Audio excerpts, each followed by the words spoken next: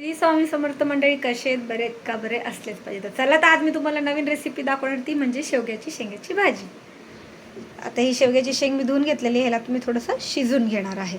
आणि मी अजून एक रेसिपी दाखवणार, ती म्हणजे टॅमॅटोची चटणी. 2 रेसिपी टाकणार आहे मी आज, त्या नक्कीच तुम्ही बघा. त्याला आपण गॅसवर ठेवून शिजून घेऊया. त्यानंतर घासून घेऊया भांडी. शेवग्याची शेंग शिजून घेतलेली आहे. आता आपण हिला देऊया फोडणी. तेल आपलं गरम झालेलं आहे, याच्यात टाकू आपण जिरं, मोहरी.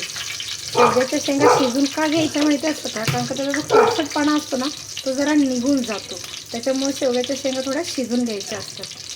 तडतडलेले त्याच्यात टाकू आपलं कांद्याचं वाटण तर मी प्रत्येक गोष्टीला एकच टाकते, तुम्हाला माहिती आहे. त्याच्यामुळे काय सांगायची गरजच नाही. तर कांदा पण मस्तपैकी फ्राय करून घेऊया. तसं तर अर्धे डबे घासून घेऊया. कांद्याचं वाटण लाल झालेलं आहे. आता हे आपलं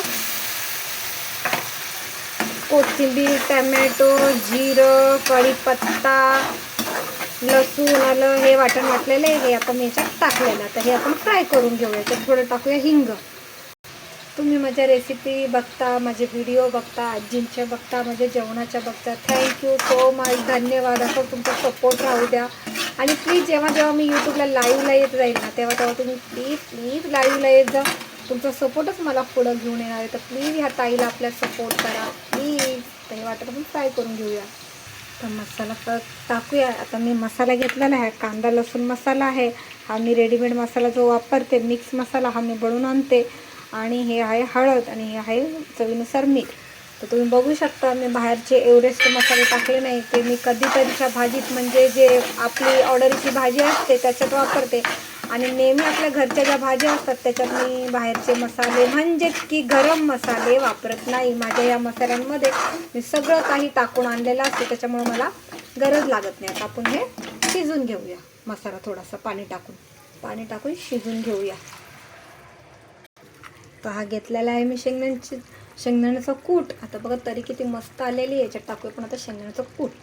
हे पण थोडंसं मस्तपैकी शिजून घेऊयात. आणि याच्यात टाकू आपण कढीपत्ता. तर याच्यात आपण टाकलेला आहे कढीपत्ता. आणि बघा बरं, मस्तपैकी थोडं शिजून घेतलेलं आहे. याच्यात टाकूयात आपण बटाटे.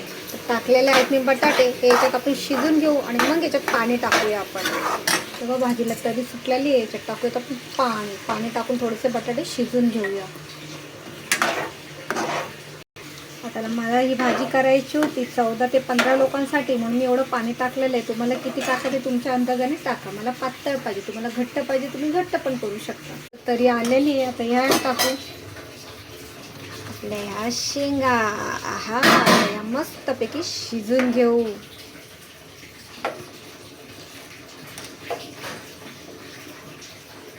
शेवग्याच्या शेंगाची भाजी झालेली आहे. तुम्हाला माझी ही रेसिपी कशी वाटली प्लीज लाईक आणि कमेंट करून सांगा. आणि तुम्ही माझ्या रेसिपी बनवता का नाही ते पण सांगा. आणि चला भेटूया उद्याच्या नवीन रेसिपीमध्ये, नवीन व्हिडिओमध्ये, नवीन रेसिपी घेऊन. आत्ताच्या एवढंच. चला तर बाय. श्री स्वामी समर्थ.